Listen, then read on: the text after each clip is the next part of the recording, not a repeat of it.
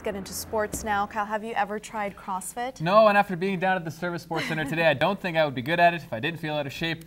Until today, I do now. Some of the fittest people from across the prairies are in the border city this weekend to see who is the best CrossFit athlete.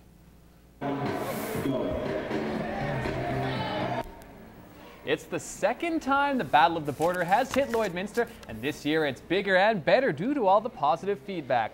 The inaugural event was held at Cujo Conditioning and featured 120 athletes from Alberta, Saskatchewan, and the Territories. This year it was moved to the Service Sports Center to accommodate the more than 280 participants. The competition runs all weekend long and wraps up tomorrow afternoon with the finals.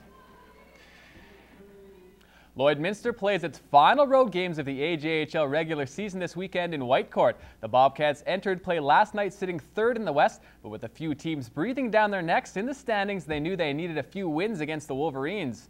And the Cats are halfway there with a 3-1 decision on Friday night. The team's top 3 goal scorers all got the goals, and Devin Green stopped 23 of 24 shots in the win. Austin McDonald now has goals in 3 straight after opening the scoring with his 7th shorthanded tally of the season. He leads the league in that department. Tonight, the Bobcats will look for their 2nd win in as many nights and 4th straight win overall. Lloydminster has no chance of moving into the top 2 spots in the north, but with another W against the Wolverines, it would go a long way in securing home ice advantage for the first round of the playoffs. Bonnyville also had a game last night, and this was an important one in the standings. The Yaks sat just 2 points back of Sherwood Park for 4th in the north, but could not take advantage of the situation. Instead, the Crew come away with the win and are now just 2 points back of the Bobcats for 3rd. Braden Doucette was in on both goals for the Pontiacs, who have just 5 games left before the playoffs. The Yaks are in the border city for their next contest on Monday night. And to the Junior B playoffs, the Bandits hosted Vermilion for Game 2 of the best-of-7 series. Lloydminster came out of the gates flying in the opener with an 8-2 win, and the Tigers were in tough again last night. Late in the first, Bandits up 1-0. Colton Anderson will skate into the slot and wrist it home to double up the lead. Now, with just 2 seconds to go in the first, the Tigers won't be happy about this one. The goalie gets a piece of it, but Jared Wayhill is on the doorstep with the easy tap-in, 3-0 after 20. Bandits out shooting them 15-4. Now scoreless in the second.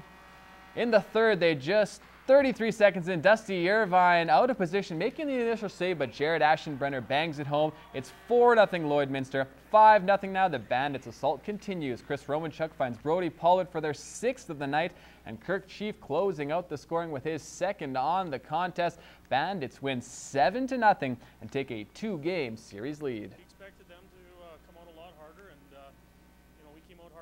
And we're able to get some past them, and they battled back in the second, and Easton stood strong for us in the second, and then we just grinded out in the third and got some good goals there.